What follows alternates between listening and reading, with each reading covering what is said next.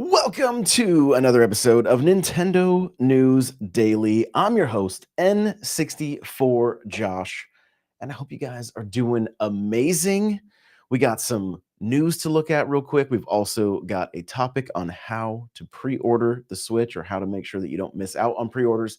And basically, this is the way I've got the Switch One. So we're just going to go over a handful of steps that you can take to ensure that you get one on the launch if that's what you're looking to do. I changed the time, guys. Although I am running a bit late today, we are going to be switching it to 3 p.m. Eastern, 12 p.m.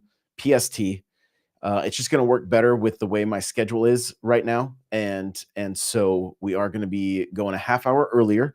I know I'm late today. The Discord is already harassing me for that, but just the way it goes.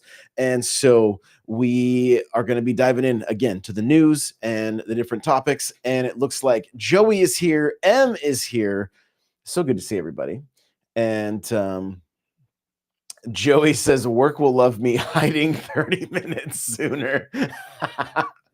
It honestly makes my heart full knowing that Joey is hiding out just to be a part of these live shows. Like, I think it is amazing. Like, honestly, amazing. Super, super cool. So really, really glad you guys are here. Thanks so much for hanging out. I think it's time we hit the intro. Here we go.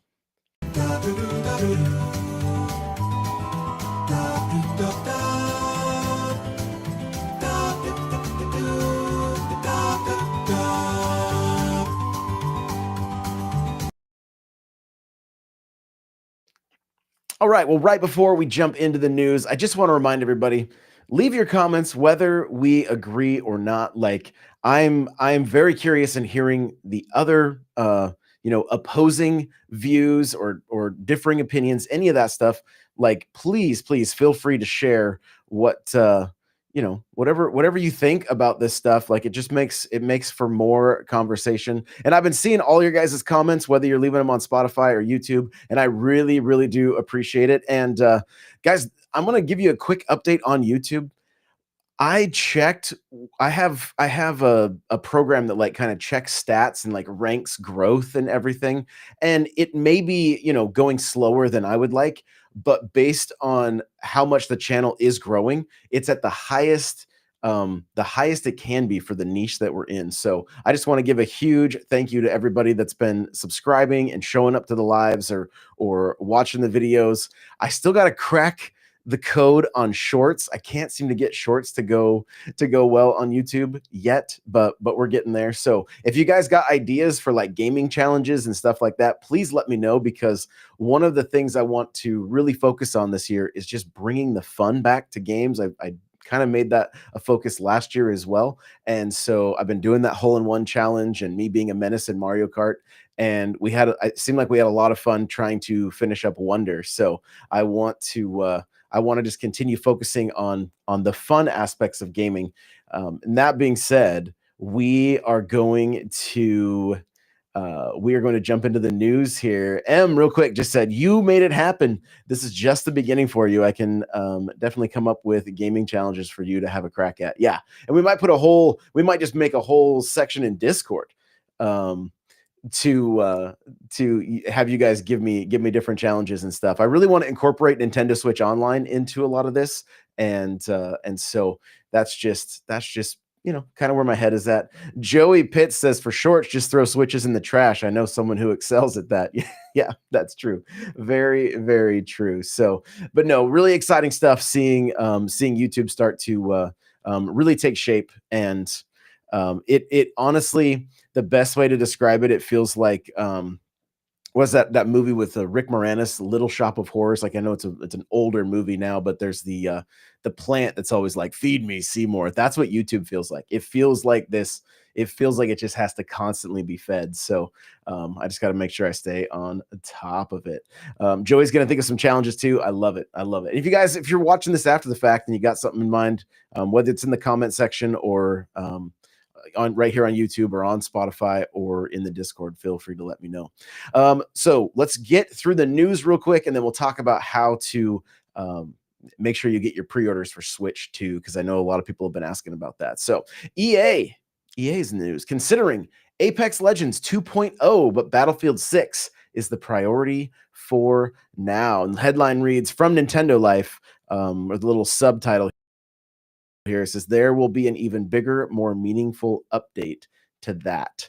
So, looking at the article here, it says EA's focus this week has been the reveal of the new Battlefield Labs in the lead up to the next major entry, but it has not forgotten about its FPS hit, Apex Legends. Unfortunately for EA, Respawn Entertainment's free to play shooter has experienced a bit of a slump in recent times, with the business of that franchise not heading in the direction the company wants, according to EA's CEO, Andrew Wilson.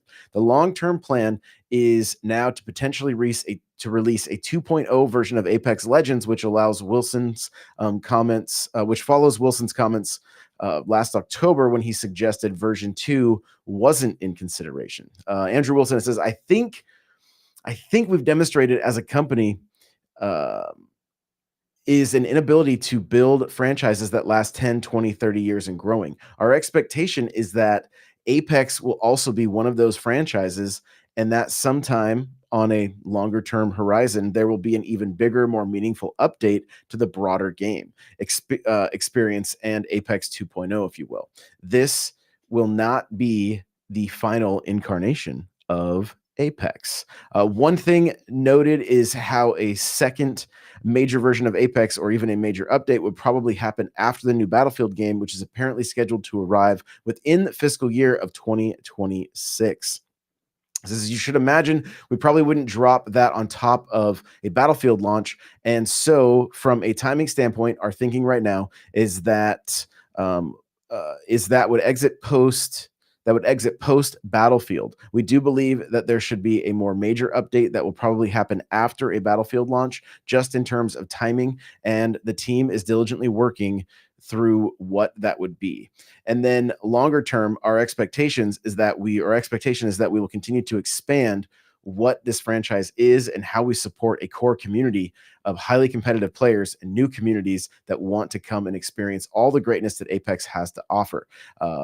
Apex Legends is still available as a free download title on the Nintendo Switch eShop and has received multiple updates since the launch on Nintendo's system.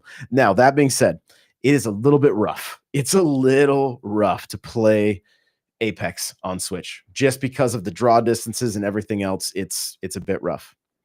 That being said, Switch 2 could really, really help improve Apex. Like it could make it a place to actually want to play Apex. Now, let's take a little bit of a sidetrack here. Okay, Battlefield, great franchise from EA. You know, early testing. Like I'm looking at another little news article here. It says gameplay revealed, early testing program coming to Xbox X and S. I am kind of the mind at this point, and if you guys watched my my Grand Theft Auto 6, my GTA 6 video from earlier today, I'm of the mind at this point that anything that is running on Series S will probably run on Switch 2. That is kind of what I'm thinking. Now, we don't know if GTA 6 will run on a Series S. I'm assuming that it will. And if that is the case, I think it's very, very, very possible that we see GTA 6 on Switch 2. But if you watch that video, you know I said it would be at a much later date. So I don't know why this new Battlefield couldn't potentially be on Switch 2. But EA has been somewhat quiet when it comes to Nintendo over the last 8 years. Like, there's been some games, don't get me wrong, but it's been a little bit quieter than I think we all expected. I think everybody expected a version of Madden to come out at some point. Maybe a version of Battlefield. Like they've got some classic games that they could have like easily remastered. Like Battlefield Bad Company could have come to Switch. They could have done a collection of that of those games. Like there are some games that they could have thrown on there.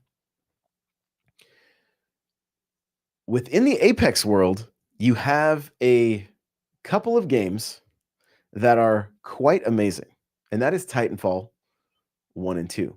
And Titanfall 2 especially. Titanfall 1 didn't really have a campaign. It was mostly just a multiplayer game. But I would not be surprised if we didn't see a Titanfall 2 uh, remaster, if you will, make its way to Switch 2 when it launches. Like I think there's a real possibility for something like that. And maybe that would shore up some of what's going on with Apex not doing as well as they would like it to. I I I don't really like I don't follow a lot of the free to play games. Like I play some Fortnite, I play a little bit of Call of Duty.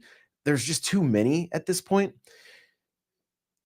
Apex has always been fun every time I played it. My preference in that game, though, was the 3v3 mode that they made up. It was a lot like playing Trials in Destiny, and that was something I just absolutely loved.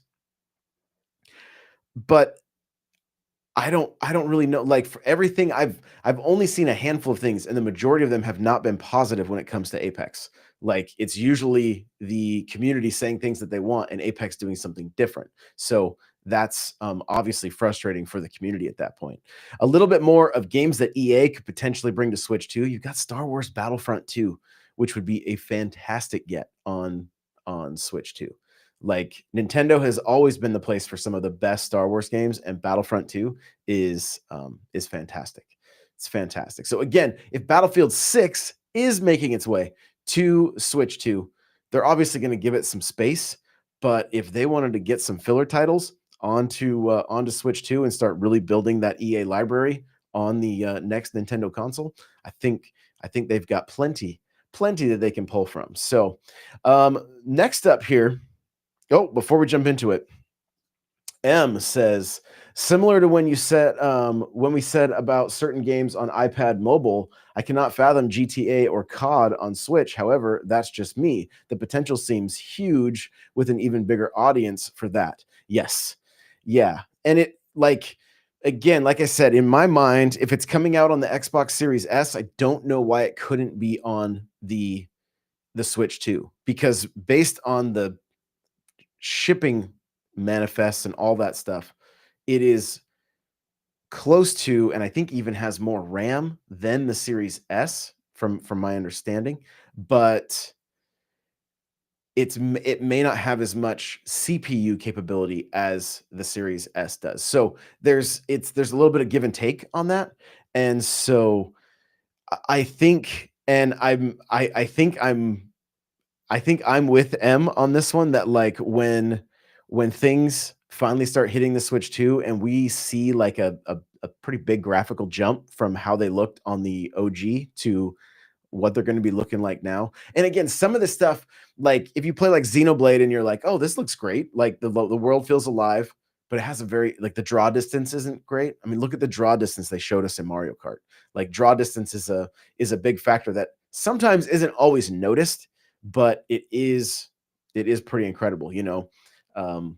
Even with Zelda and dealing with draw distance there, like it's going to be pretty incredible. And I think we're going to have plenty of it's going to have plenty of horsepower, at least for anything that was on Xbox One and PS4, right? But again, if something's running on Series S, I think there's a pretty good possibility that it'll run on Switch 2. Now, will it look as good as a Series S?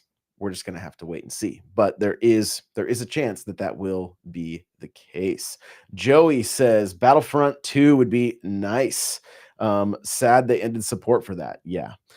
There was a decent community around that game. And it's so gorgeous. I remember playing it with my uncle years ago, and we were doing a mode where you had to call like between waves of enemies, like these pods would drop into the ground, and then you could get weapons and stuff out of them.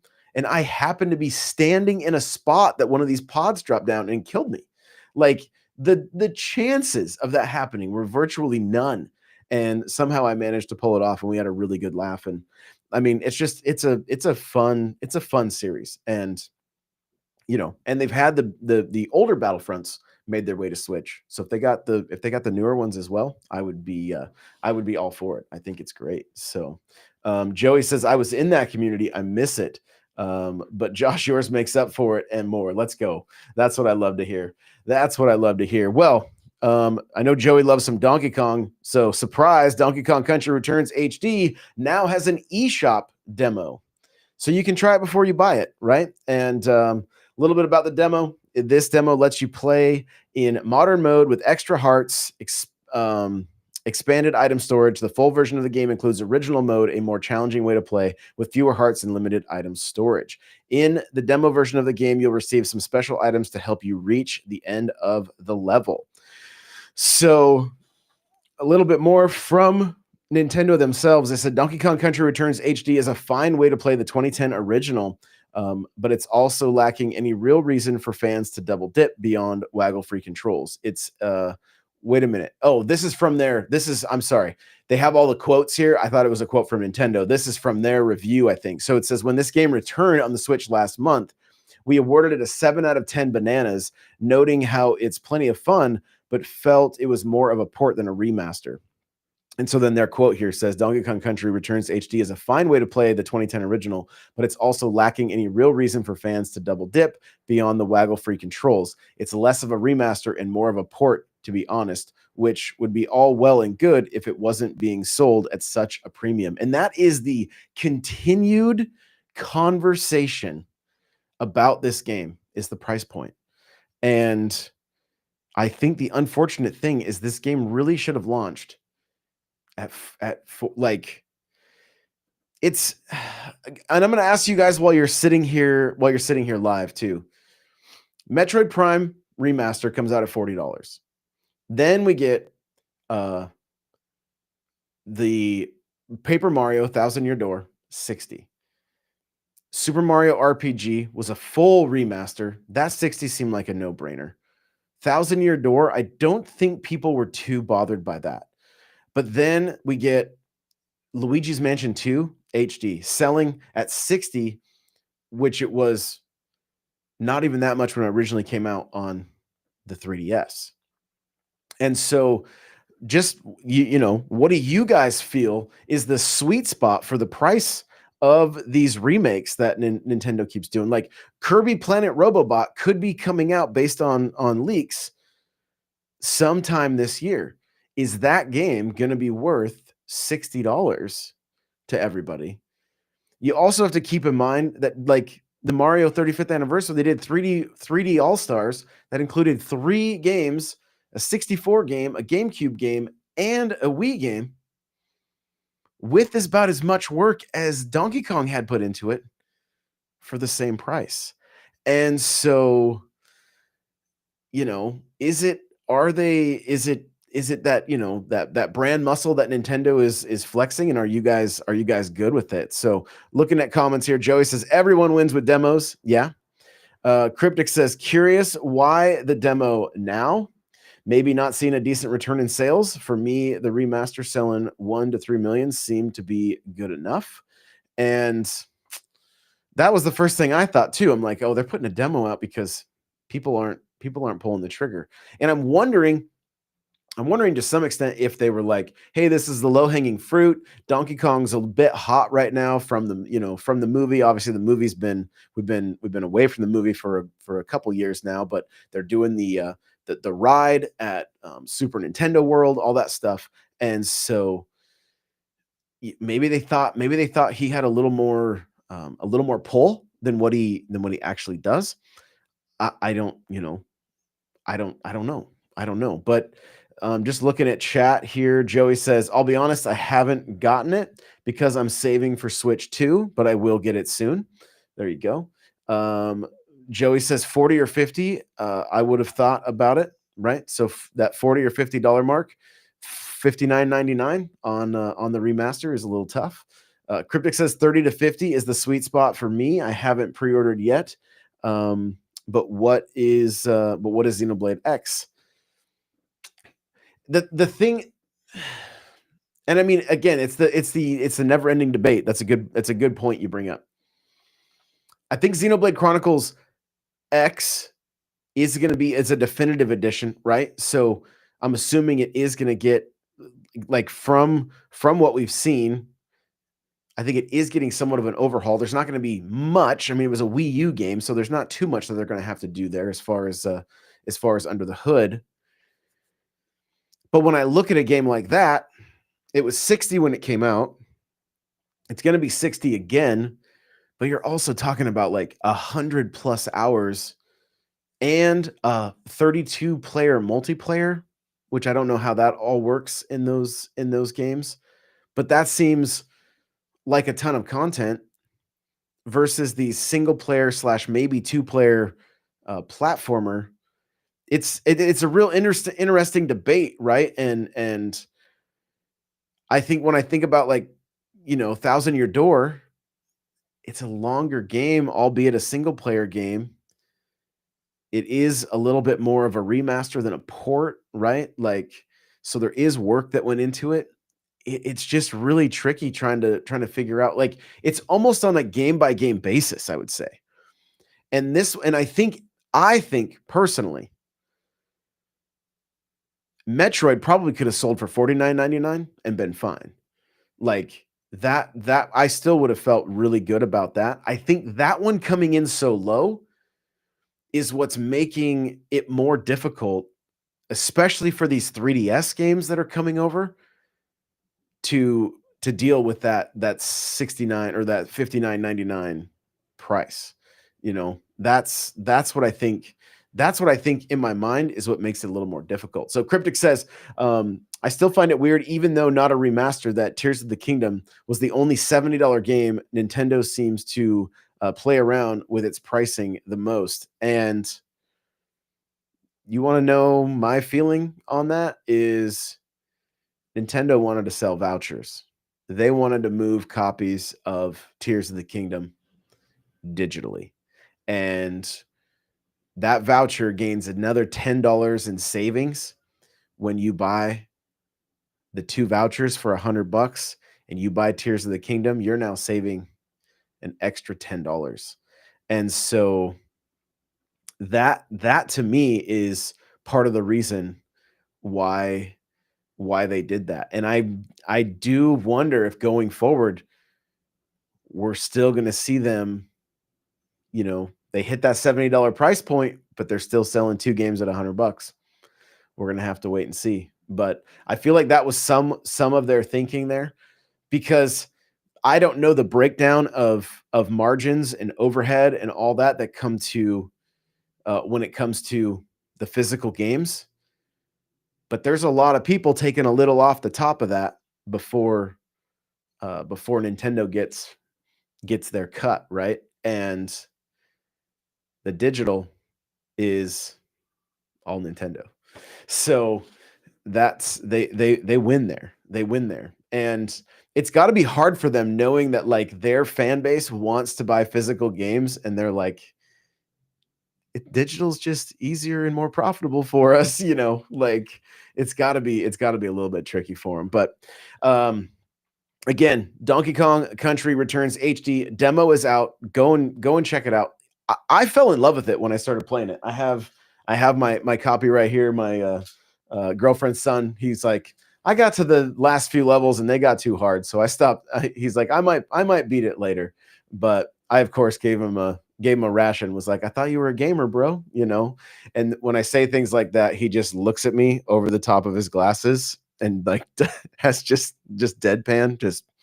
And so I know that he's being serious at that point. So I back away slowly. Lastly, we've been talking about Metroid Prime Remastered.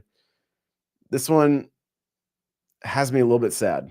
So Metroid Prime Remastered studio Iron Galaxy confirms layoffs.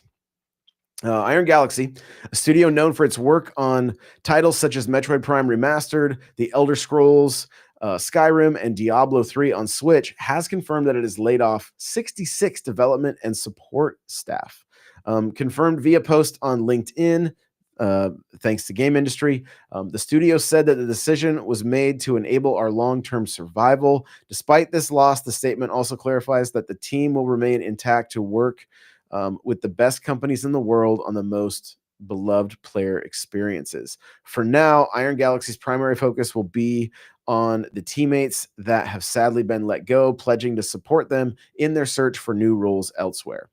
Iron Galaxy has confirmed to have assisted on the development of Metroid Prime Remastered alongside original creator Retro Studios. In addition, the game received support from the following teams: Airship Images Limited, Atom Hawk Design, CG Bot, GameSim Inc., Liquid Development, Original Forces Ltd., Shanghai Mindloader Digital Technology, and Zombot Studio.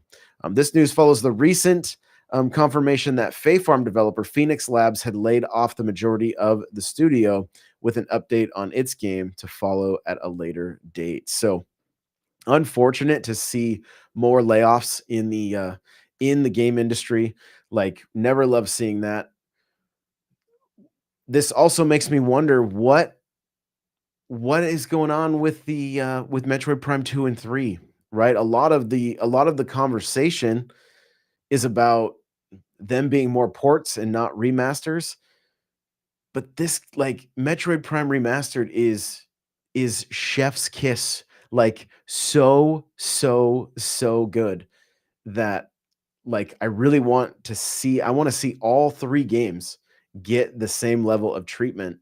And not only do I hate the fact that we're seeing more people get laid off, I'm also curious if that means maybe we're not going to see full remasters of those 2 other games, and I do hope it's not the case. And again, they were one of many studios that worked on this, so, you know, who knows what's happening there. So, Nady Nay is here. What's going on? Cryptic says, never like seeing devs losing jobs. Sadly, this seems to be what the gaming industry is. They ramp up staff to ship it out, and then they have to let go since they are no longer needed. Um, Cryptic says, I would like to see smaller budgets so the blow isn't as massive all the time. Yeah. Yeah. And that's what's it's a tough pill to swallow. And, you know, gaming is just it's such a strange place. I mean, look at Sony went through and just cleaned house on, like, canceled so many games, right? So many live service games just got the axe. And so that's going to have repercussions, right? Um, Joey says, I thought Nintendo was good against layoffs. This isn't technically Nintendo. It's just a support studio that was brought on to help the with the remaster. So um, that that's why. So it's not within Nintendo itself. It's just like essentially a contractor. They were basically a contractor. So um, Nate says there's no backtracking until you hit a literal wall. Now he is also playing. I'm getting my favorite thing right now is Nate is playing Metroid Dread, and then I'll get messages like, "I hate this game. It is the worst thing ever." Because he'll get stuck and have to look and backtrack, and then the next day I wake up and there'll be a message saying, "Yo, I love this game again. It is my it is amazing. I got all these new power ups." Like, and I just say, welcome to Metroid. Welcome to Metroid. Buy Metroid. That's the underlying message there. Buy Metroid. So, okay, well, we've had questions on how do I make sure I get my pre-order for Switch 2. So we're going to talk about that, and um, it's not going to be a super drawn out explanation, right? Some of the first things you're going to want to do, sign up. I believe Best Buy has a sign up, GameStop, right? Like, make sure you're getting notifications to when they go live on the major retailers, right? They're like, as we get closer, you may be able to do this with Walmart, Target, Best Buy, GameStop, Amazon, just to name a few. Okay. And so that, like, those are things that you can do, like, on your own. And again, in some cases, you can already sign up to start getting information. The next thing, there is a Twitter or an X account named Wario64. Whenever there is a product that I want to make sure I am first in line for, I turn his notifications on. Now, I will warn you, his whole business is affiliate marketing. So he is everything he's pushing, they're through his affiliate links. So he gets a commission off of everything that he sells. I have no problem with that at all. Like I think it's great. But that also means that he tweets a lot. So you have to be ready to just like get like I turn his notifications off when I'm not looking for something. And then when I am looking for something, I'll turn them back on. And so his account is Wario64. And I assume he's in other places. I just focus on X. He's got over 1 million followers on there, and he is always on top of it. So I can guarantee you, the moment the switches drop on all major retailers, his links will be out. Like his links will be out. Nintendo is another one. Um, I believe like there's there's a handful others I don't have just like off the top of my head, but the main one that I go to that I've had great success with is Wario64. So Joey's asking, "Oh yes, where are you going for your pre-order?" More than likely Best Buy. More than likely Best Buy. Now, I want to point out, but I'll go where I have to if there's not something available. Couple things worth noting.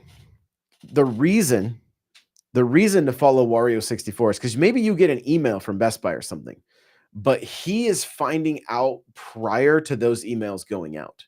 And the other thing is he will give instruction if it's like, hey, you need to there may be something not quite updated on the site yet. So it's like, hey, you have to use this specific link or you're not going to get to the product. Like you can't go and search yet. It doesn't show up.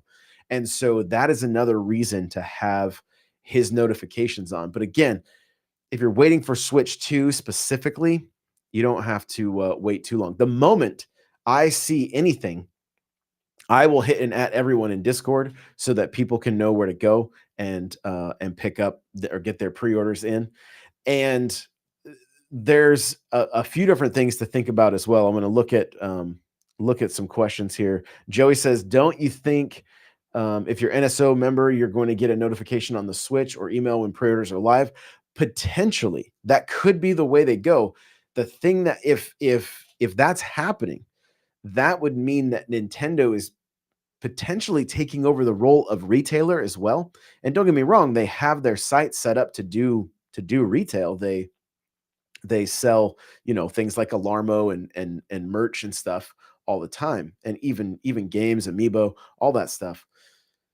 But and that may be where their first, you know, that would be, in my mind, it would be a very smart move to make that where your first round of Switch 2, make them go out to your NSO members.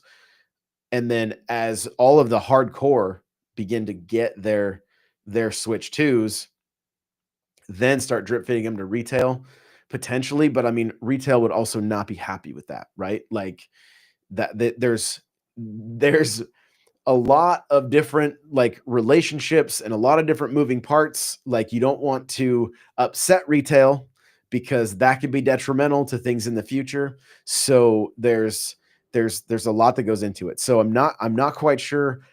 I'm not quite sure how they're going to do it. They've said they're going to do it differently.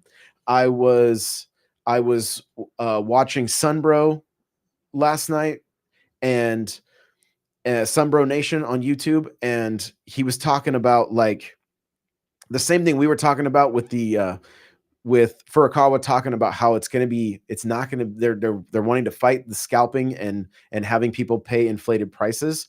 And so I don't think it's going to be one of those scenarios where it's like, well, the first run is here, see you again in 3 months. No, you're probably looking at like a week before another round makes its way to retailers, and then the following week, and they're going to be just continually drip feeding. And to the point that like, and I've mentioned this too, there's a very real possibility that Switch 2 delayed in order to make sure that we don't have to deal with scalping. Not only for that reason, but one of the reasons, so that there are plenty of Switches for people that want them. And there are analysts out there that was the other thing he got into in this video.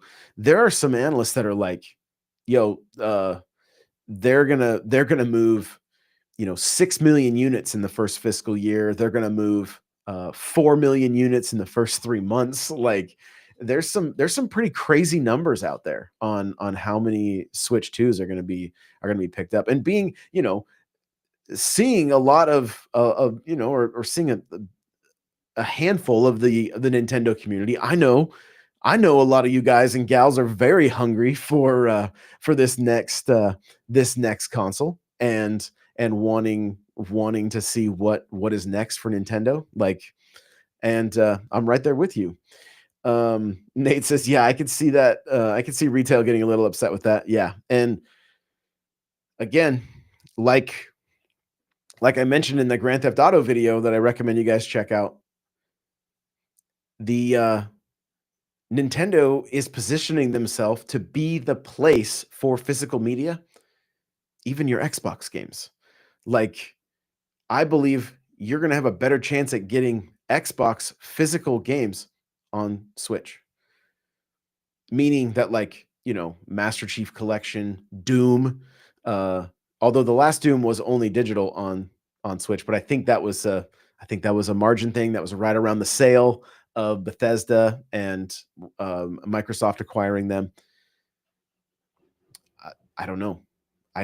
My gut feeling is that the best chance of getting physical media is to be a Switch owner, even when it comes to third party games like from Xbox. So, Joey says, would Nintendo ship Switch 2s to people's houses? So, in the past, like Xenoblade Chronicles 3 Special Edition, the only way you could get that was from Nintendo's website. It was an absolute cluster.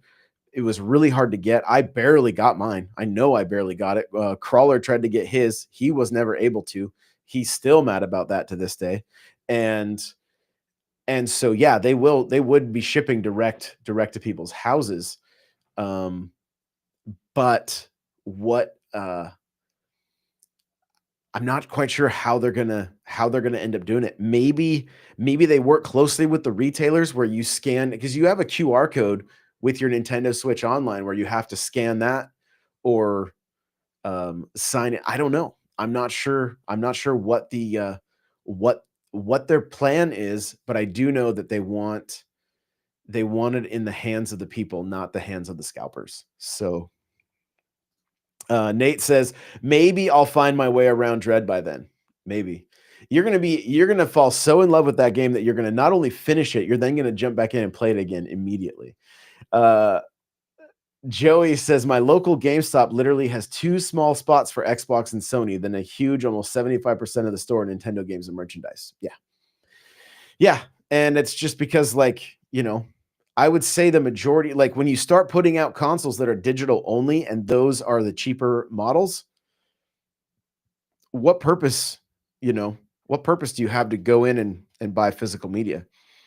So that's, it doesn't surprise me at all, but it also takes your product out. Like, I think when it comes to the hardcore fan base, like, again, you guys listening to this, myself included, we aren't walking into a GameStop or a Target to see what's new. We've known from the moment it was released. But there are plenty of casual gamers that walk into retail and go, "Oh, a new Donkey Kong? Cool." Right? Like, may not even know that it's a remaster, or a new Mario Sports game. Great. Like, let me check this out. That's not any of us. But there's still plenty of people out there doing that. Grandmas going and shopping for birthdays and Christmas and that kind of stuff.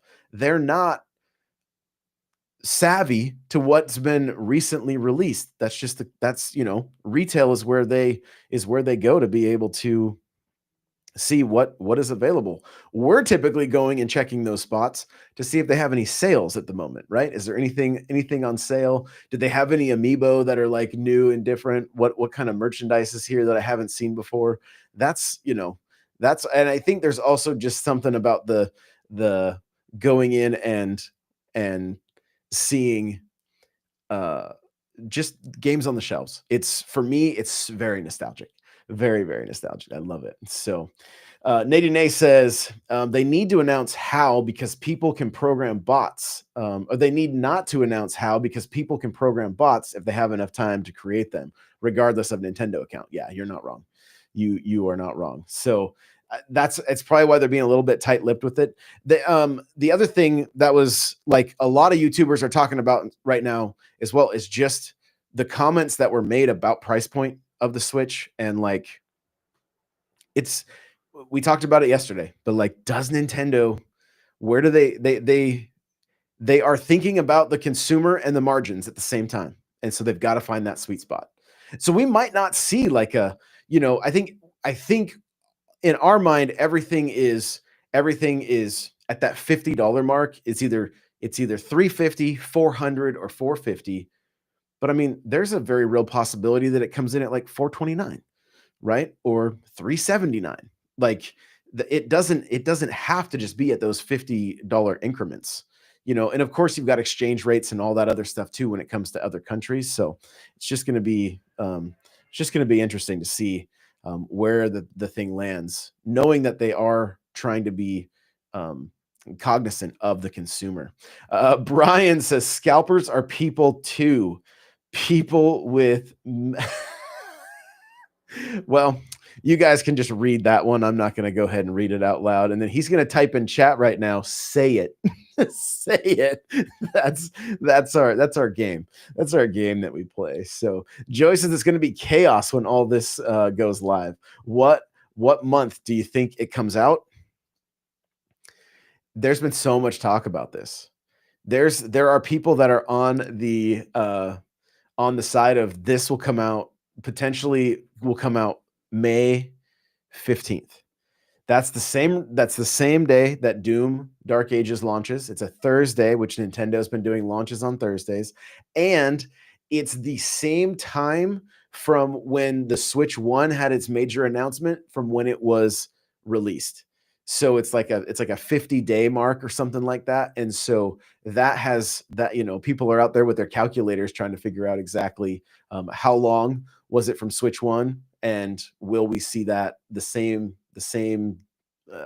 amount of time pass for Switch 2? It could be the case. It could be. I'm leaning more towards a June